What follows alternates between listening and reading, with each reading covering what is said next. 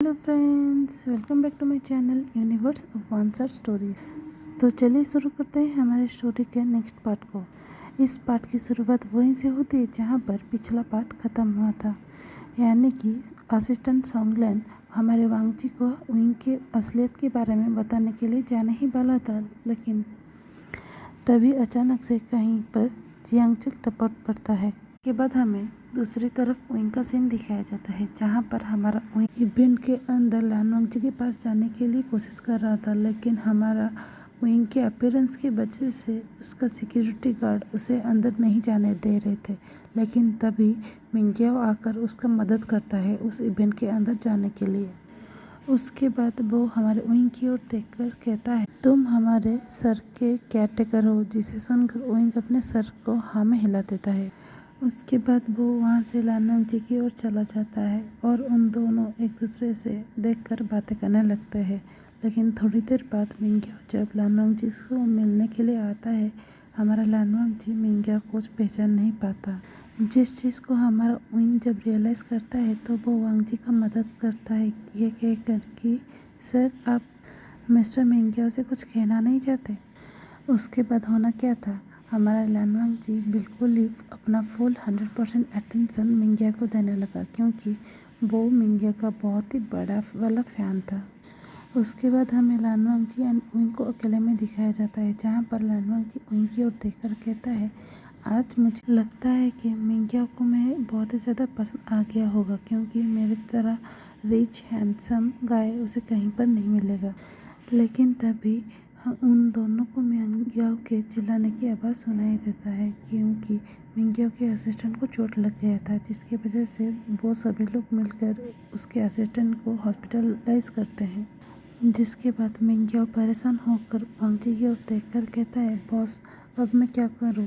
ये तो एक कुकिंग वाला इवेंट है और मुझे बिल्कुल भी कुकिंग नहीं आता।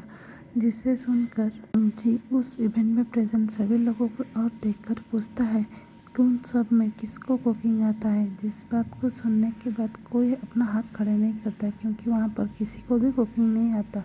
और लेकिन तभी मिंग्याओ हमारे विंग की ओर देखकर उसे पूछता है, क्या आपको कुकिंग आता है? जिस बात को सुनने के बाद लानवांगजी को रियलाइज़ होता है, अरे हाँ, मैं तो ये भूल ही गया कि ये तो सबसे अच्छा कुक है और बहुत ही टेस्टी खाना बनाता है। जिसके बाद मिंग्याओ हमारे विंग को रिक्वेस्ट करने लगा कि उसके साथ वो शूटिंग पर चले, लेकिन हमारा विंग वो उस बात पर मना कर रहा, क्योंकि उसे बिल्कुल भी कैमरे के सामने नहीं आना था, वो भी इस चेहरे के साथ। जिसके बाद वांगजी विंग को साइड पर लेकर जाकर उसे कहता है कि अगर तुम मेरे क्रश के हेल्प करते हो तो मैं तुम्हें डबल बोनस दूंगा। जिस बात से हमारा विंग मान तो जाता है, लेकिन एक शर्त के साथ, और वो शर्त है कि वो अपना फेस किसी को भी नहीं दिखाएगा। उसके बाद हमें इवेंट का सीन दिखाया जाता है, जहाँ पर शूटिंग पर हमारा विंग को बहुत ही ज़्यादा परेशानी हो रहा था, वो भी मास्क के साथ कुकिंग करने। लेकिन फिर भी जैसे तैसे कर वो अपना डिश को कंप्लीट करता है, और बाद में जब मिंग्याओ उस डिश को टेस्ट करता है तभी उसे कुछ होने लगा, क्योंकि उसे अपना एलर्जी अटक गया था। जिस वजह से मिंग्याओ गुस्सा होकर हमारे विंग के मास्क को उतार कर फेंक देता है और उसकी ओर देखकर कहता है कि तुमने इस डिश में कुछ तो मिलाया होगा, जिसकी वजह से मुझे ये सब अटक में एलर्जी हो रहा है।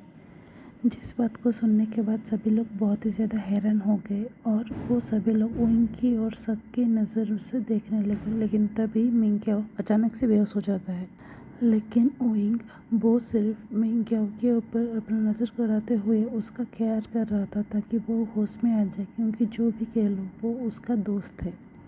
लेकिन तभी वांगजी विंग को मिंग्याओ से दूर करता है और उसे अपने गोद में उठाकर वहाँ से चला जाता है।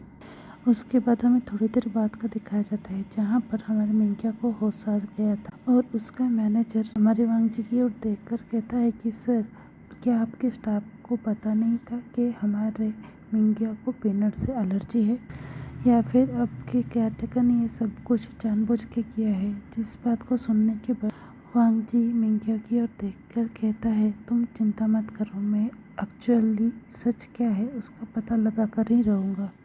उसके बाद हमें दिखाया जाता है वांगजी थक कर जब घर पर वापस आता है, जिसे देखकर ओइंग हड़बड़ाहट में उसके सामने खाने को रख देती है ताकि वो खाकर थोड़ा रेस्ट कर सके।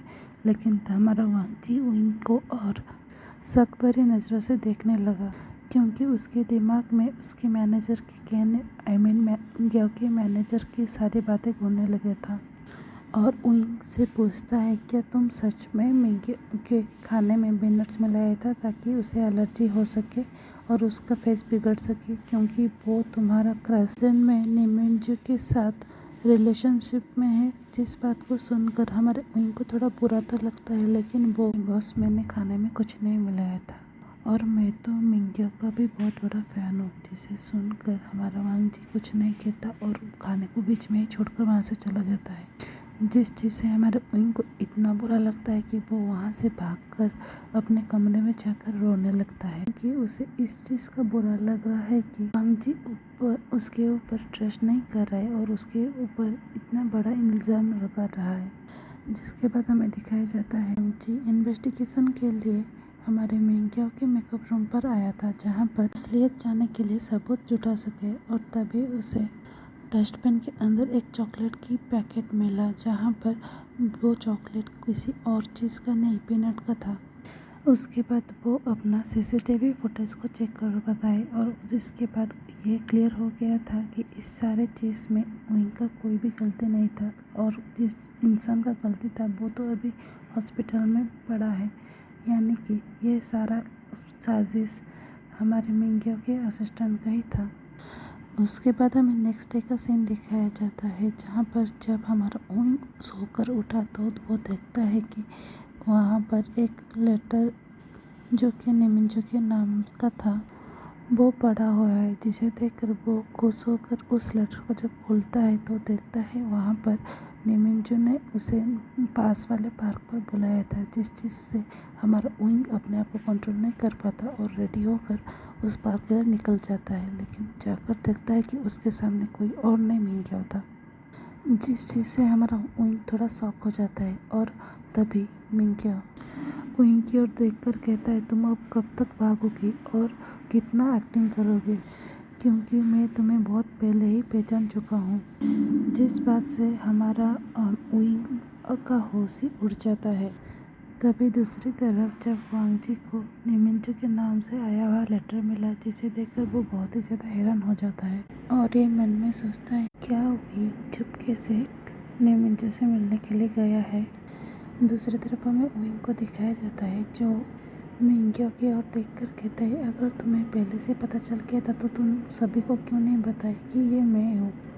तभी मिंगियो कुछ नहीं बोलता और तभी हमें फ्लैशबैक में दिखाया जाता है कैसे उसके असिस्टेंट ने ये पता लगा लिया था कि जिस इंसान को निमिंजू ने वो ढूंढ रहा है वो कोई और नहीं, असली ओइंग है। एंड उसके अलावा जब उस दिन होटल के बाहर जब मिंगियो ने ओइंग को देखा था तभी वो उसे पहचान गया था। तभी प्रेजेंट में मिंगियो कहता है, मैं तो बस एक्टिंग कर रहा था कि मैं तुम्हें नहीं पहचानती ताकि मैं तुम्हें फंसा सकूं। जिसे सुनकर हमारा ओइंग बहुत ही ज़्यादा हैरान हो जाता है और ये रियलाइज़ करता है कि शूटिंग सेट पर जो भी हुआ वो सभी मिंगियो के प्लान का हिस्सा था। तभी हमारा ओइंग मिंगियो से सवाल पूछता है कि तुम ऐसा मेरे साथ क्यों कर रहे हो, जिसे सुनकर मिंगियो हंसते हुए कहता है, मैं क्यों ना करूँ, हमेशा तुम मुझसे ज़्यादा पॉपुलर थे, यहाँ तक हमारे टीम के लीडर भी तुम थे, जिसके चलते मैंने उस वक्त तुम्हें तुम्हारी पोजीशन से हटाने के लिए उस दिन डायरेक्टर के घर पर भेजा था। तभी हमें फ्लैशबैक में दिखाया जाता है जिस दिन ये हादसा हुआ था, उस दिन असल में मिंगियो को उस डायरेक्टर के घर पर जाना था, लेकिन वो प्लानिंग के चलते हमारे ओइंग को ये कहता है कि मेरा तबीयत ख़राब है, जिसकी वजह से क्या तुम उस डायरेक्टर से मिलने के लिए उसके घर जा सकते हो।